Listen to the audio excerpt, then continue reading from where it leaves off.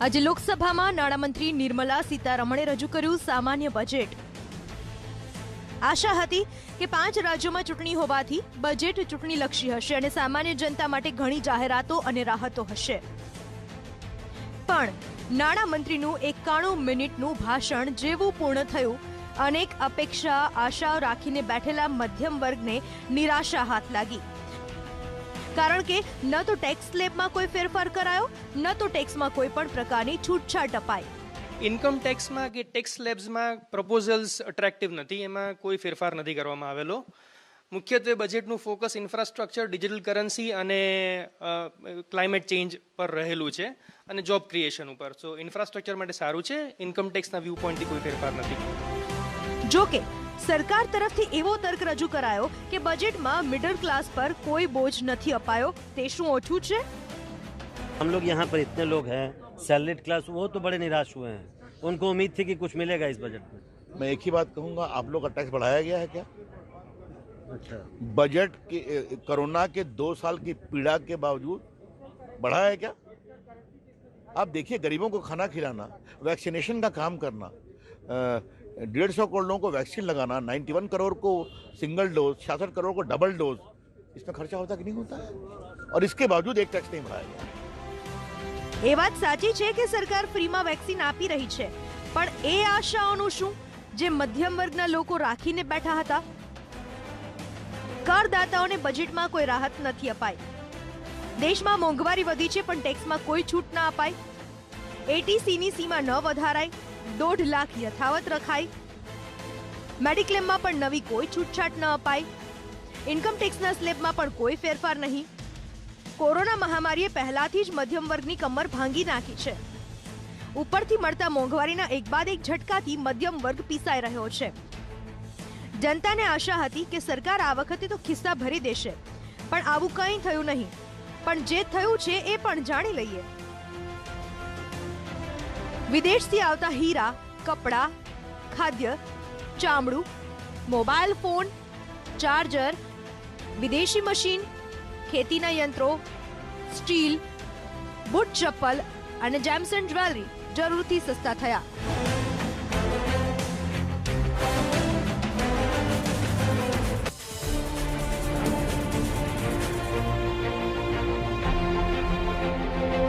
મોદી સરકારના 10મા અને નિર્મલા સીતારમણના ચોથા બજેટમાં યુવાઓથી માંડીને મહિલાઓ માટે અનેક જાહેરાત કરાઈ, તો રેલવે, આઈટી, સ્ટાર્ટઅપ અને પરિવહન સહિતના ક્ષેત્રને બુસ્ટર ડોઝ આપવાનો સરકારે પ્રયાસ કર્યો। બજેટમાં સરકારે યુવાઓ માટે મોટી જાહેરાત કરી। 60 લાખ નવી નોકરીના અવસર ઊભા થશે। આત્મનિર્ભર ભારત હેઠળ 16 લાખ નવી રોજગારી ઊભી કરાશે। ભારતમાં ચાલુ વર્ષે 5G સર્વિસની શરૂઆત થશે। ટૂંક સમયમાં 5G સ્પેક્ટ્રમની હરાજી થશે। કર્મચારીઓને પેન્શન પર લાગતા ટેક્સમાં છૂટની પણ જાહેરાત કરાઈ। એનપીએસ એટલે કે નેશનલ પેન્શન સ્કીમમાં કેન્દ્ર સરકાર અને રાજ્યનું યોગદાન હવે 14% થશે। પીએમ આવાસ યોજના હેઠળ 80 લાખ નવા ઘર બનાવાશે। આ માટે બજેટમાં 48,000 કરોડની જોગવાઈ કરાઈ। દેશમાં 100 ગતિ શક્તિ ટર્મિનલ બનાવાશે। પીપીપી મોડેલ પર રેલવેના ગુડ્સ સેક્ટરનો વિસ્તાર થશે। નેશનલ હાઈવે નેટવર્કને 25,000 કિલોમીટર સુધી લંબાવાશે। આ માટે 20,000 કરોડનું ફંડ એકત્રિત કરાશે। વિદ્યાર્થીઓ પર પણ ખાસ ધ્યાન અપાયું। ધોરણ 1 થી 12 સુધીના વિદ્યાર્થીઓ માટે સ્થાનિક ભાષામાં ઈ-વિદ્યા ચેનલ શરૂ કરાશે। એમએસએમઈ માટે 6,000 કરોડની જોગવાઈ કરાઈ। નાના ઉદ્યોગોને 2 લાખ કરોડની મદદ કરાશે। રેલવે માટે પણ મોટી જાહેરાત કરાઈ। 3 વર્ષમાં 400 નવી વંદે ભારત ટ્રેન ચલાવાશે। 3 કરોડ પરિવારને નળ સે જળ યોજના હેઠળ જોડવા 60,000 કરોડનો ખર્ચ કરાશે। સ્ટાર્ટઅપને પ્રોત્સાહન આપવા માર્ચ 2023 સુધી ટેક્સ ઇન્સેન્ટિવમાં છૂટ અપાશે। તો મહિલાઓ માટે મિશન વાત્સલ્ય યોજનાની શરૂઆત કરાશે। આ સાથે મહિલાઓ માટે પોષણ 2.0 યોજના પણ શરૂ થશે। ઇલેક્ટ્રિક વાહનોના પ્રોત્સાહન માટે બેટરી સ્વેપિંગ પોલિસી લેવાશે, જે માટે વિવિધ શહેરોમાં બેટરી સ્વેપિંગ સેન્ટર પણ બનશે। તો પોસ્ટ ઓફિસમાં કોર બેન્કિંગ સેવા શરૂ થશે। તો 1.5 લાખ પોસ્ટ ઓફિસમાં એટીએમ સુવિધા ઊભી કરાશે। દેશના 78 જિલ્લામાં 75 ડિજિટલ બેન્કિંગ યુનિટ શરૂ કરાશે।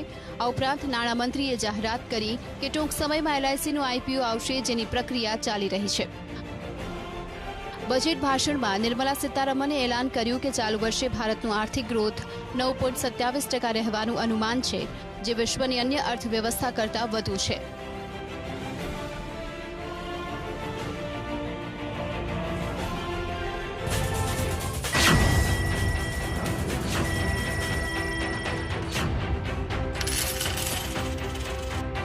Central bank digital currency will give a big boost to digital economy.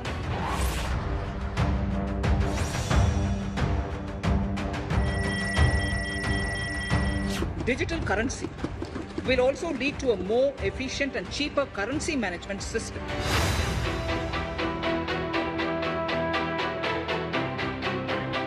To be issued by the Reserve Bank of India starting 2022. अब ये मैप्ड है और कैप्ड है. Bitcoin, Dogecoin, cryptocurrency.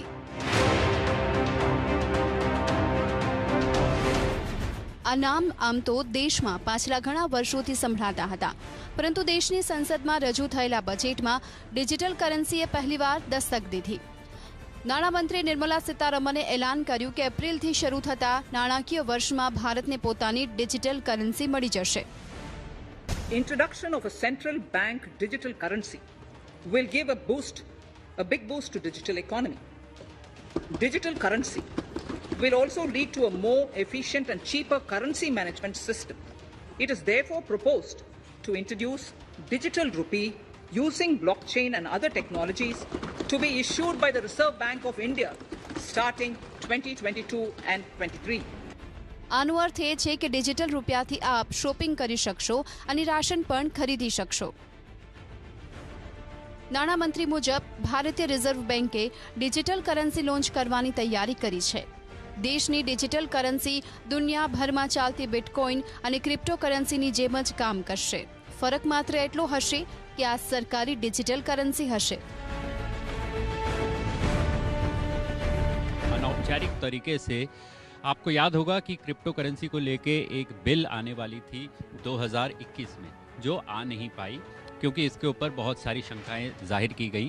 तो अब जहां जिस चीज़ को आप टैक्स करने लगते हो, जिस पर सरकार टैक्स लेती है, उसका कहीं ना कहीं आपने उसे एक अमली जामा पहना दिया है.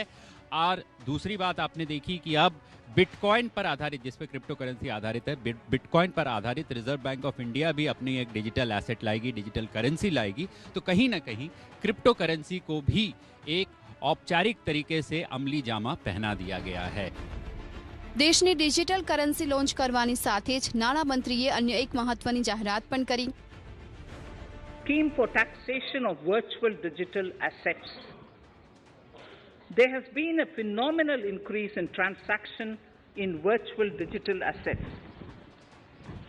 The magnitude and frequency of these transactions have made it imperative to provide for a specific tax regime.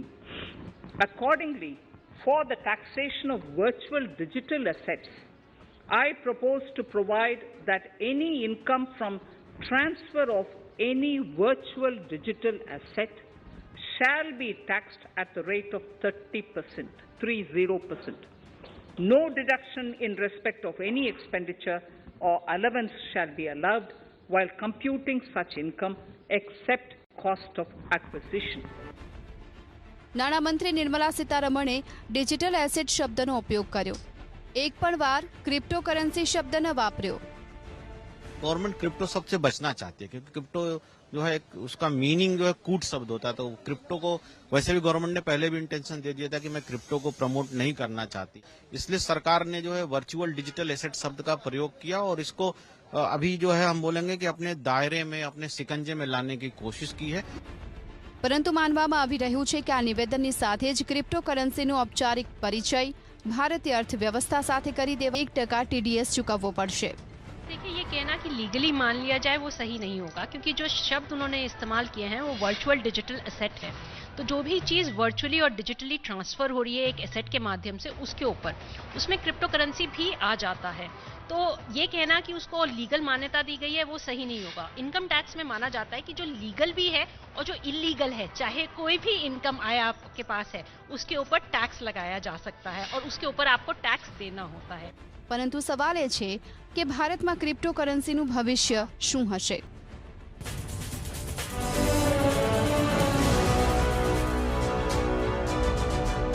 બજેટમાં ભલે મધ્યમ વર્ગ માટે કંઈ ના હોય, પણ ખેડૂતોને ખુશ કરવાની જરૂરથી કોશિશ કરવામાં આવી અને તેની પાછળ કારણ 5 રાજ્યોની ચૂંટણી, કારણ કે પંજાબની સાથે ઉત્તર પ્રદેશમાં પણ ખેડૂતોની સંખ્યા વધુ છે। ખેડૂતોને ડિજિટલ અને હાઈટેક બનાવવા માટે PPP મોડમાં અનેક યોજના શરૂ કરાશે। ઓર્ગેનિક ખેતી, આધુનિક કૃષિ પર બજેટમાં ભાર મુકાયો। MSP માટે બજેટમાં 2.7 લાખ કરોડની જોગવાઈ કરાઈ। MSPના નાણાં સીધા ખેડૂતોના ખાતામાં જમા કરાશે। કેમિકલ ફ્રી નેચરલ ફાર્મિંગને પ્રમોટ કરાશે। પહેલા તબક્કામાં ગંગા કિનારે કોરિડોર બનાવાશે। ખેતી માટે ડ્રોન ટેકનોલોજીના ઉપયોગ માટે પ્રોત્સાહન અપાશે। શાકભાજી અને ફળની ગુણવત્તા માટે સરકાર પેકેજ આપશે, જેમાં રાજ્ય સરકારની ભાગીદારી હશે। આ ઉપરાંત કૃષિને લઈને પણ અનેક ઘોષણાઓ કરાઈ, જેનાથી પૂરા દેશના ખેડૂતોને ફાયદો થશે। પણ 7 કરોડની વસ્તીવાળા પશ્ચિમી ઉત્તર પ્રદેશ અને પંજાબ જેવા રાજ્યો કે જ્યાં ખેડૂતોની સંખ્યા વધુ છે, ત્યાં ચૂંટણી નજીક હોવાથી ભાજપને ચોક્કસથી फायदो થશે। नए एग्रीकल्चर स्टार्टअप्स को प्रोत्साहन देने के लिए विशेष फंड हो या फिर फूड प्रोसेसिंग उद्योग के लिए नया पैकेज, इससे किसानों की आय बढ़ाने में बहुत मदद मिलेगी। MSP खरीद के माध्यम से किसानों के खाते में 2.25 लाख करोड़ रुपए से भी ज्यादा सीधे ट्रांसफर किए जा रहे हैं। कोरोना काल में MSME यानी हमारे छोटे उद्योगों की मदद और उनकी सुरक्षा के लिए देश ने लगातार अनेक निर्णय लिए थे। ઉત્તર પ્રદેશના મુખ્યમંત્રી યોગી આદિત્યનાથ પણ બજેટથી ઉત્સાહિત છે। એમનું કહેવું છે કે બજેટથી ખેડૂતોની આવક બમણી કરવામાં મદદ મળશે। यूनियन बजट आज संसद में प्रस्तुत हुआ है। आत्मनिर्भर भारत की परिकल्पना को साकार करने वाला, सर्वसमावेशी, प्रगतिशील और कोरोना कालखंड में आत्मनिर्भर भारत की अर्थव्यवस्था को दुनिया की सबसे बड़ी अर्थव्यवस्था के रूप में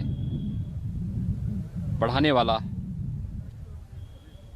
यूनियन बजट का हम स्वागत करते हैं।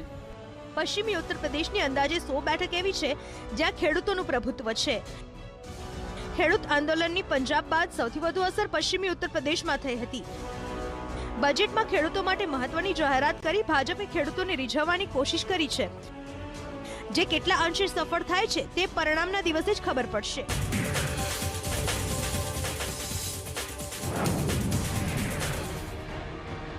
નાણાકીય વર્ષ 2022-23ના બજેટમાં ભલે જનતાના હાથમાં કંઈ ન આવ્યું હોય, પરંતુ સરકારનો દાવો છે કે બજેટથી દેશની અર્થવ્યવસ્થા બનશે મજબૂત। પત્રકારો સાથે વાતચીત દરમિયાન નિર્મલા સીતારમણે કહ્યું કે પીએમ મોદીનો આગ્રહ હતો કે કોરોના કાળમાં जनता पर बोझ न पड़े तेનું खास ध्यान रखाई। पिछले बार प्रधानमंत्री जी का आदेश था कि डेफिसिट कितने भी क्यों ना हो, पैंडेमिक के समय जनता के ऊपर टैक्स का बोझ डालना नहीं, वो ही इंस्ट्रक्शन इस बार भी। इसीलिए हमने टैक्स के द्वारा कोई पैसा कमा करके पैंडेमिक के समय जो डिमांड्स एंड चैलेंजेस है हमारे ऊपर, उसको कोई उससे राहत ढूंढने का अटेम्प्ट भी नहीं किया। टैक्स इंक्रीज नहीं हुआ। तो पीएम मोदीए बजेटने पीपल्स फ्रेंडली और प्रोग्रेसिव गणाव्યું। मैं वित्त मंत्री निर्मला जी और उनकी पूरी टीम को इस पीपल फ्रेंडली और प्रोग्रेसिव बजट के लिए बहुत बहुत बधाई देता हूं। જ્યારે ગૃહમંત્રી અમિત શાહે ટ્વીટ કરીને લખ્યું, મોદી સરકારનું બજેટ એક દૂરદર્શી બજેટ છે જે ભારતની અર્થવ્યવસ્થાનો સ્કેલ બદલશે। બજેટથી ભારત ન માત્ર આત્મનિર્ભર બનશે, પરંતુ સ્વતંત્રતાના 100મા વર્ષનો પાયો નખાશે। એક તરફ જ્યાં સરકાર બજેટને ઐતિહાસિક ગણાવી રહી છે અને બીજી તરફ વિપક્ષ બજેટને દિશાહીન ગણાવી રહ્યું છે. રાહુલ ગાંધીએ ટ્વીટ કરી લખ્યું, બજેટમાં ન તો નોકરિયાત વર્ગ માટે કંઈ છે, ન તો મધ્યમ અને ગરીબ વર્ગ માટે. ખેડૂતો, યુવાઓ અને વેપારીઓ માટે પણ બજેટ શૂન્ય બરાબર છે. ન માત્ર કોંગ્રેસ બલકે અન્ય પક્ષોએ પણ બજેટને નિરાશાજનક ગણાવ્યું. શિવસેનાનું કહેવું છે કે બજેટમાં એક પણ વર્ગનું ધ્યાન નથી રખાયું. तो मैं फिर से कहूंगी, आम आदमी की सबसे बड़ी चिंता ये है कि उनके पास रोजगार नहीं है. आम आदमी की सबसे बड़ी चिंता ये है कि उनके पास इन्फ्लेशन की वजह से सेविंग्स नहीं हो पा रही है, घर का खर्चा चलाने में दिक्कत आ रही है. उस पर आपने कोई ध्यान नहीं दिया है. तो ये तो ना जनता का है, ना आम आदमी का है, ना युवाओं का है, ना बुजुर्गों का है, ना महिला का है.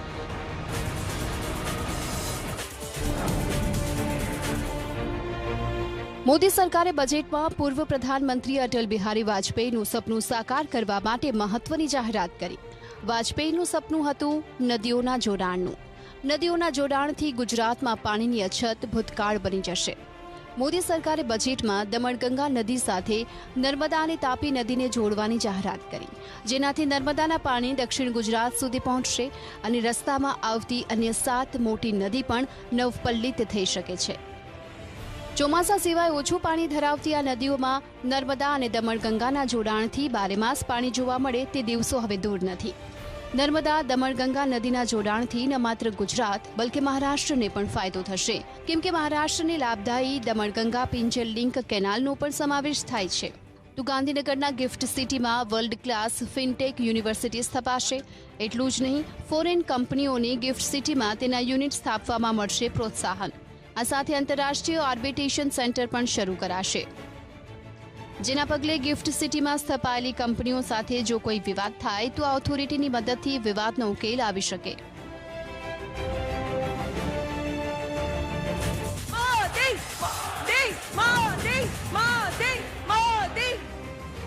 પ્રધાનમંત્રી નરેન્દ્ર મોદીની યુટ્યુબ ચેનલ પર સબસ્ક્રાઇબર્સની સંખ્યા વધી 1 કરોડ થઈ ગઈ. આટલી મોટી સંખ્યામાં સબસ્ક્રાઇબ્સ મેળવનાર તેઓ દુનિયાના પ્રથમ લીડર બન્યા છે. પીએમ મોદી બાદ આ લિસ્ટમાં બ્રાઝિલના પ્રેસિડેન્ટ જાયર બોલ્સોનારો છે, તેમના 36 લાખ સબસ્ક્રાઇબર્સ છે. જ્યારે કે ત્રીજા નંબરે મેક્સિકોના પ્રેસિડેન્ટ એન્ડ્રેસ મેન્યુઅલ છે, જેમના 30 લાખ સબસ્ક્રાઇબર્સ છે. ચોથા નંબર પર આવે છે ઇન્ડોનેશિયાના પ્રેસિડેન્ટ જોકો વિડોડો, જેમના 28 લાખ સબસ્ક્રાઇબર્સ છે. ચોથા નંબર પર અમેરિકાના રાષ્ટ્રપતિ જો બાઇડન, જેમના 7 લાખ સબસ્ક્રાઇબર્સ છે.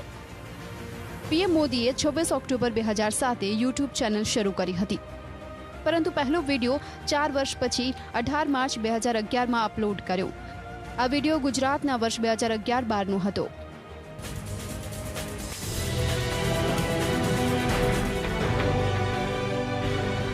છેલ્લા 6 દિવસથી સતત ઘટી રહ્યા છે કોરોનાના કેસ, પરંતુ આજે આવ્યો ઉછાળો.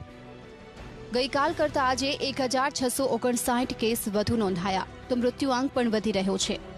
ગુજરાતમાં આજે કોરોનાના નોંધાયા 8338 નવા કેસ, તો 38 દર્દીના થયા મૃત્યુ, જ્યારે કે 16629 દર્દી થયા સ્વસ્થ. નજર કરીએ રાજ્યના 8 મહાનગરોમાં નોંધાયેલા નવા કેસ પર, તો અમદાવાદમાં 2654, વડોદરામાં 1712, રાજકોટમાં 475, સુરતમાં 257, ગાંધીનગરમાં 223, જામનગરમાં 95, ભાવનગરમાં 80 અને જૂનાગઢમાં 46 કેસ નોંધાયા. તો નજર કરીએ છેલ્લા 5 દિવસ દરમિયાન નોંધાયેલા કેસ અને મૃત્યુઆંક પર, તો 27 જાન્યુઆરીએ નોંધાયા હતા વધુ કેસ. 27 જાન્યુઆરીએ 12,911 કેસ નોંધાયા, તો 31 જાન્યુઆરીના સૌથી વધુ મૃત્યુઆંક નોંધાયા. 31 જાન્યુઆરીના 35 દર્દીના થયા હતા મૃત્યુ.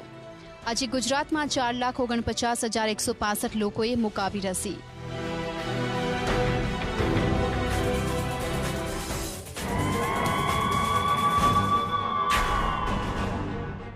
દેશમાં કોરોનાની ત્રીજી લહેર પડી છે શાંત, કારણ કે દરરોજ નોંધાતા કોરોનાના નવા કેસમાં સતત થઈ રહ્યો છે ઘટાડો.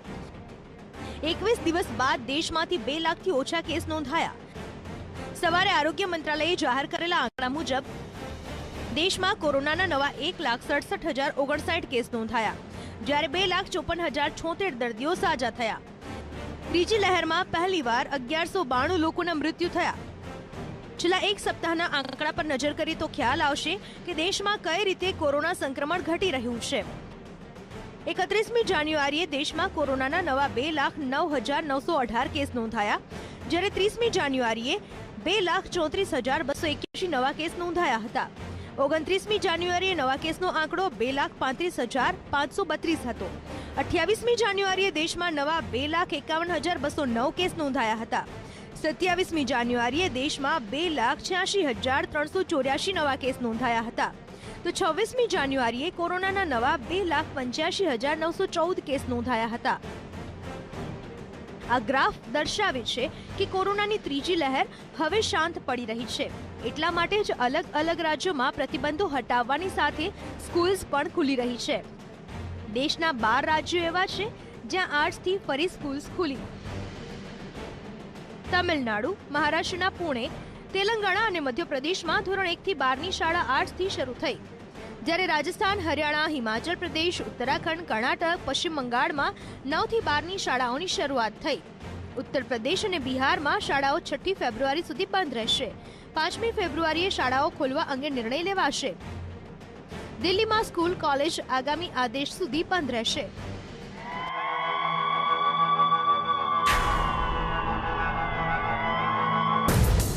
પેટ્રોલ ડીઝલ પુરાવતા કેમ સાવધાની રાખવી છે જરૂરી?